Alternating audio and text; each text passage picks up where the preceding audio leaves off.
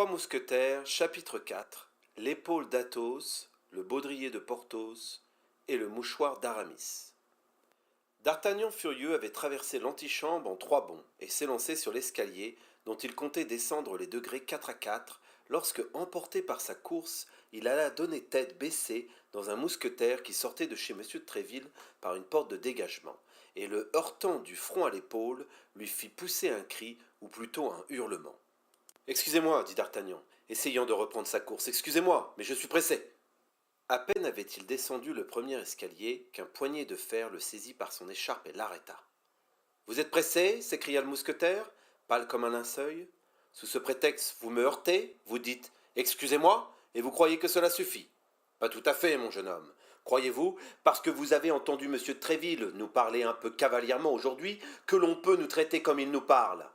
Détrompez-vous, compagnon, vous n'êtes pas M. de Tréville, vous. » Ma foi, répliqua d'Artagnan, qui reconnut Athos, lequel, après le pansement opéré par le docteur, regagnait son appartement. « Ma foi, je ne l'ai pas fait exprès, et ne l'ayant pas fait exprès, j'ai dit excusez-moi. Il me semble donc que c'est assez. Je vous répète cependant, et cette fois, c'est trop peut-être, que parole d'honneur, je suis pressé, très pressé. Lâchez-moi donc, je vous prie, et laissez-moi aller, où j'ai affaire. » « Monsieur, dit Athos en le lâchant, vous n'êtes pas poli. On voit que vous venez de loin. » D'Artagnan avait déjà enjambé 3 ou 4 degrés, mais à la remarque d'Athos, il s'arrêta court. « Morbleu, monsieur, dit-il, de si loin que je vienne, ce n'est pas vous qui me donnerez une leçon de belle manière, je vous en préviens. »« Peut-être, dit Athos. »« Ah, si, je n'étais pas si pressé, s'écria d'Artagnan, et si je ne courais pas après quelqu'un ?»« Monsieur l'homme pressé, vous me trouverez sans courir, moi, entendez-vous ? » ?»« Et où cela, s'il vous plaît ? » ?»« Près des Carmes Deschaux. »« À quelle heure ? » ?»« Vers midi. » « Vers midi, c'est bien, j'y serai. Tâchez de ne pas trop me faire attendre, car à midi, un quart, je vous préviens que c'est moi qui courrai après vous, et vous couperez les oreilles à la course. »« Bon, lui cria d'Artagnan, on y sera à midi moins 10 minutes. » Et il se remit à courir comme si le diable l'emportait, espérant retrouver encore son inconnu, que son pas tranquille ne devait pas avoir conduit bien loin. Mais à la porte de la rue, causait Porthos avec un soldat aux gardes. Entre les deux causeurs, il y avait juste l'espace d'un homme. D'Artagnan crut que cet espace lui suffirait, et il s'élança pour passer comme une flèche entre deux. Mais d'Artagnan avait compté sans le vent. Comme il allait passer, le vent s'engouffra dans le long manteau de Porthos, et d'Artagnan vint donner droit dans le manteau. Sans doute Porthos avait des raisons de ne pas abandonner cette partie essentielle de son vêtement, car au lieu de laisser aller le pan qu'il tenait, il tira à lui, de sorte que d'Artagnan s'enroula dans le velours par un mouvement de rotation qu'explique la résistance de l'obstiné Porthos. D'Artagnan, entendant jurer le mousquetaire, voulut sortir de dessous le manteau, qui l'aveuglait et chercha son chemin dans les plis. Il redoutait surtout d'avoir porté atteinte à la fraîcheur du magnifique baudrier que nous connaissons, mais en ouvrant timidement les yeux, il se trouva le nez collé entre les deux épaules de Porthos, c'est-à-dire précisément sur le baudrier. Hélas, comme la plupart des choses de ce monde qui n'ont pour elles que l'apparence, le baudrier était d'or par devant et de simples buffles par derrière. Porthos, en vrai glorieux qu'il était, ne pouvant avoir un baudrier d'or tout entier, en avait au moins la moitié. On comprenait dès lors la nécessité du rhume et l'urgence du manteau. « Vertu bleue !» cria Porthos, faisant tous ses efforts pour se débarrasser d'Artagnan, qui lui grouillait dans le dos. « Vous êtes donc enragé de vous jeter comme cela sur les gens !»« Excusez-moi, dit d'Artagnan, reparaissant sous l'épaule du géant, mais je suis très pressé, je cours après quelqu'un et... »« Est-ce que vous oubliez vos yeux quand vous courez, par hasard ?» demanda Porthos. « Non, répondit d'Artagnan piqué, non, et grâce à mes yeux, je vois même ce que les autres ne voient pas. Monsieur, dit-il, vous vous ferez étriller, je vous en préviens, si vous vous frottez ainsi au mousquetaire. Étriller, monsieur, dit d'Artagnan, le mot est dur. C'est celui qui convient à un homme habitué à regarder en face ses ennemis. Ah, pardieu, je sais bien que vous ne tournez pas le dos au vôtre, vous. Et le jeune homme, enchanté de son espièglerie, s'éloigna en riant à gorge déployée. Porthos écuma de rage et fit un mouvement pour se précipiter sur d'Artagnan. « Plus tard, lui cria celui-ci, quand vous n'aurez plus votre manteau. »« À 1 heure donc, derrière le Luxembourg. »« Très bien, à 1 heure, répondit d'Artagnan en tournant l'angle de la rue. Mais ni dans la rue qu'il venait de parcourir, ni dans celle qu'il embrassait maintenant du regard, il ne vit personne. Si doucement qu'eût marché l'inconnu, il avait gagné du chemin. Peut-être aussi était-il entré dans quelque maison. D'Artagnan s'informa de lui à tous ceux qu'il rencontra, descendit jusqu'au bac, remonta par la rue de Seine et la Croix-Rouge, mais rien ne se trouva, absolument rien. Cependant, cette course lui fut profitable, en ce sens qu'à mesure que la sueur inondait son front, son cœur se refroidissait. Il se mit alors à réfléchir sur les événements qui venaient de se passer. Ils étaient nombreux et néfastes. 11 heures du matin sonnaient à peine, et déjà la matinée lui avait rapporté la disgrâce de M. de Tréville, qui ne pouvait manquer de trouver un peu cavalière la façon dont D'Artagnan l'avait quitté. En outre, il avait ramassé 2 bons duels avec 2 hommes capables de tuer chacun 3 d'Artagnan. Avec 2 mousquetaires, enfin, c'est-à-dire avec 2 de ces êtres qu'il estimait si fort qu'il les mettait dans sa pensée et dans son cœur au-dessus de tous les autres hommes.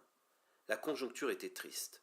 Sûr d'être tué par Athos, on comprend que le jeune homme ne s'inquiétait pas beaucoup de Porthos. Pourtant, comme l'espérance est la dernière chose qui s'éteint dans le cœur de l'homme, il en arriva à espérer qu'il pourrait survivre, avec des blessures terribles bien entendu. À ces deux-là, et en cas de survivance, il se fit pour l'avenir les réprimandes suivantes. Quel écervelé je fais, et quel butor je suis. Ce brave et malheureux Athos était blessé juste à l'épaule, contre laquelle je m'en vais. Et moi, donné de la tête comme un bélier. La seule chose qui m'étonne, c'est qu'il ne m'ait pas tué raide. Il en avait le droit, et la douleur que je lui ai causée a dû être atroce. Quant à Porthos, oh, quant à Porthos, ma foi, c'est plus drôle. Et malgré lui, le jeune homme se mit à rire, tout en regardant néanmoins si ce rire isolé, et sans cause aux yeux de ceux qui le voyaient rire, n'allait pas blesser quelques passants. Quant à Porthos, c'est plus drôle, mais j'en suis pas moins un misérable étourdi. Se jette-t-on ainsi sur les gens sans dire gare? Non. Et va-t-on leur regarder sous le manteau pour y voir ce qui n'y est pas? Il m'eût pardonné bien certainement. Il m'eût pardonné si je n'eusse pas été lui parler de ce maudit baudrier à mots couverts. C'est vrai, oui, couvert joliment. Ah, maudit Gascon que je suis, je ferai de l'esprit dans la poêle à frire. Allons, D'Artagnan, mon ami, continua-t-il, se parlant à lui-même avec toute l'aménité qu'il croyait se devoir. Si tu en réchappes, ce qui n'est pas probable, il s'agit d'être à l'avenir d'une politesse parfaite. Désormais, il faut qu'on t'admire, qu'on te cite comme modèle, être prévenant et poli. Ce n'est pas être lâche. Regarde plutôt Aramis. Aramis, c'est la douceur, c'est la grâce en personne. Eh bien, quelqu'un s'est-il jamais avisé de dire qu'Aramis était un lâche? Non, bien certainement. Et désormais, je veux en tout point me modeler sur lui. Ah, justement, le voici. D'Artagnan, tout en marchant et en monologuant, était arrivé à quelques pas de l'hôtel d'Aiguillon. Et devant cet hôtel, il avait aperçu Aramis, causant gaiement avec 3 gentilshommes des gardes du roi. De son côté, Aramis aperçut d'Artagnan, mais comme il n'oubliait pas que c'était devant ce jeune homme que M. de Tréville s'était si fort emporté le matin, et qu'un témoin des reproches que les mousquetaires avaient reçus ne lui était d'aucune façon agréable, il fit semblant de ne le point voir. D'Artagnan, tout entier au contraire, à ses plans de conciliation et de courtoisie, s'approcha des 4 jeunes gens en leur faisant un grand salut accompagné du plus gracieux sourire. Aramis inclina légèrement la tête, mais ne sourit point. Tous 4, au reste, interrompirent à l'instant même leur conversation. D'Artagnan n'était pas assez niais pour ne pas s'apercevoir qu'il était de trop, mais il n'était point encore assez rompu aux façons du beau monde pour se tirer galamment d'une situation fausse, comme l'est en général celle d'un homme qui est venu se mêler à des gens qu'il connaît à peine, et à une conversation qui ne le regarde pas. Il cherchait donc en lui-même un moyen de faire sa retraite le moins gauchement possible, lorsqu'il remarqua qu'Aramis avait laissé tomber son mouchoir et par mégarde sans doute avait mis le pied dessus. Le moment lui parut arrivé de réparer son inconvenance. Il se baissa, et de l'air le plus gracieux qu'il put trouver, il tira le mouchoir de dessous le pied du mousquetaire, quelques efforts que celui-ci fit pour le retenir, et lui dit en le lui remettant. Je crois, monsieur, que voici un mouchoir que vous seriez fâché de perdre. Le mouchoir était en effet richement brodé et portait une couronne et des armes à l'un de ses coins. Aramis rougit excessivement et arracha plutôt qu'il ne prit le mouchoir des mains du Gascon. Ha ha s'écria un des gardes. Diras-tu encore discret, Aramis, que tu es mal avec madame de Bois Tracy, quand cette gracieuse dame a l'obligeance de te prêter ses mouchoirs? Aramis lança à D'Artagnan un de ces regards qui font comprendre à un homme qu'il vient de s'acquérir un ennemi mortel, puis reprenant son air doucereux. Vous vous trompez, messieurs, dit-il, ce mouchoir n'est pas à moi, et je ne sais pourquoi monsieur a eu la fantaisie de me le remettre plutôt qu'à l'un de vous. Et la preuve de ce que je dis, c'est que voici le mien dans ma poche. À ces mots, il tira son propre mouchoir fort élégant, aussi et de fine batiste, quoique la batiste fût chère à cette époque, mais mouchoir sans broderie, sans armes, et orné d'un seul chiffre, celui-ci de son propriétaire. Cette fois, D'Artagnan ne souffla pas le mot, il avait reconnu sa bévue. Mais les amis d'Aramis ne se laissèrent pas convaincre par ces dénégations, et l'un d'eux s'adressant au jeune mousquetaire avec un sérieux affecté. Si cela était, dit-il, ainsi que tu le prétends, je serais forcé, mon cher Aramis, de te le redemander, car comme tu le sais, Bois Tracy est de mes intimes, et je ne veux pas qu'on fasse trop fait des effets de sa femme. Tu demandes cela mal, répondit Aramis, et tout en reconnaissant la justesse de ta réclamation, quand au fond je refuserai à cause de la forme. Le fait est, hasarda timidement, que je n'ai pas vu sortir le mouchoir de la poche de monsieur Aramis. Il avait le pied dessus, voilà tout, et j'ai pensé que puisqu'il avait le pied dessus, le mouchoir était à lui.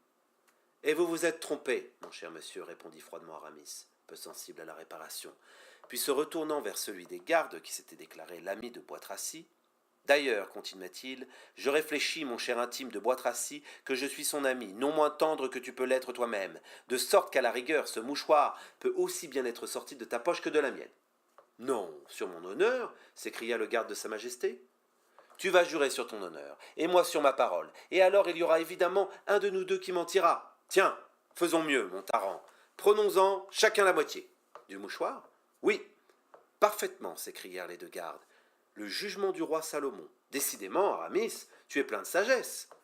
Les jeunes gens éclatèrent de rire, et comme on le pense bien, l'affaire n'eut pas d'autre suite. Au bout d'un instant, la conversation cessa, et les trois gardes et le mousquetaire, après s'être cordialement serré la main, tirèrent les trois gardes de leur côté et Aramis du sien. Voilà le moment de faire ma paix avec ce galant homme, se dit à part lui d'Artagnan, qui s'était tenu un peu à l'écart pendant toute la dernière partie de cette conversation. Et sur ce bon sentiment, se rapprochant d'Aramis, qui s'éloignait sans faire autrement attention à lui. Monsieur, lui dit-il, vous m'excuserez, je l'espère. Ah, monsieur, interrompit Aramis, permettez-moi de vous faire observer que vous n'avez point agi en cette circonstance comme un galant homme le devait faire. Quoi, monsieur, s'écria d'Artagnan, vous supposez? Je suppose, monsieur, que vous n'êtes pas un sot, et que vous savez bien, quoique arrivant de Gascogne, qu'on ne marche pas sans cause sur les mouchoirs de poche. Que diable, Paris n'est point pavé en Baptiste. Monsieur, vous avez tort de chercher à m'humilier, dit d'Artagnan, chez qui le naturel querelleur commençait à parler plus haut que les résolutions pacifiques. Je suis de Gascogne, c'est vrai, et puisque vous le savez, je n'aurai pas besoin de vous dire que les Gascons sont peu endurants, de sorte que lorsqu'ils se sont excusés une fois, fût-ce d'une sottise, ils sont convaincus qu'ils ont déjà fait moitié plus qu'ils ne devaient faire. Monsieur, ce que je vous en dis, répondit Aramis, n'est point pour vous chercher une querelle. Dieu merci, je ne suis pas un spadassin. Et n'étant mousquetaire que par intérim, je ne me bats que lorsque j'y suis forcé, et toujours avec une grande répugnance. Mais cette fois, l'affaire est grave, car voici une dame compromise par vous. Par nous, c'est-à-dire, s'écria d'Artagnan. Pourquoi avez-vous eu la maladresse de me rendre ce mouchoir? Pourquoi avez-vous eu la maladresse de le laisser tomber? J'ai dit, et je répète, monsieur, que ce mouchoir n'est point sorti de ma poche. Eh bien, vous en avez menti 2 fois, monsieur, car je l'en ai vu sortir, moi. Ah, vous le prenez sur ce ton, monsieur le Gascon. Eh bien, je vous apprendrai à vivre. Et moi, je vous renverrai à votre messe, monsieur l'abbé. Dégainez, s'il vous plaît, à l'instant même. Non pas, mon bel ami, non pas ici, du moins. Ne voyez-vous pas que nous sommes en face de l'hôtel d'Aiguillon, lequel est plein de créatures du cardinal? Qui me dit que ce n'est pas son éminence qui vous a chargé de lui procurer ma tête? Or, j'y tiens ridiculement à ma tête, attendu qu'elle me semble aller assez correctement à mes épaules. Je veux donc vous tuer, soyez tranquille, mais vous tuer tout doucement, dans un endroit clos et couvert, là où vous ne puissiez vous vanter de votre mort à personne. Je le veux bien, mais ne vous y fiez pas, et emportez votre mouchoir, qu'il vous appartienne ou non. Peut-être aurez-vous l'occasion de vous en servir. Monsieur est gascon? Demanda Aramis. Oui, mais monsieur ne remet pas un rendez-vous par prudence. La prudence, monsieur, est une vertu assez inutile aux mousquetaires, je le sais, mais indispensable aux gens d'église. Et comme je ne suis mousquetaire que provisoirement, je tiens à rester prudent. À 2 heures, j'aurai l'honneur de vous attendre à l'hôtel de monsieur de Tréville. Là, je vous indiquerai les bons endroits. Les 2 jeunes gens se saluèrent, puis Aramis s'éloigna en remontant la rue qui conduisait au Luxembourg, tandis que d'Artagnan, voyant que l'heure s'avançait, prenait le chemin des Carmes Deschaux, tout en disant à part soi, « Décidément, je n'en puis pas revenir, mais au moins, si je suis tué, je serai tué par un mousquetaire. »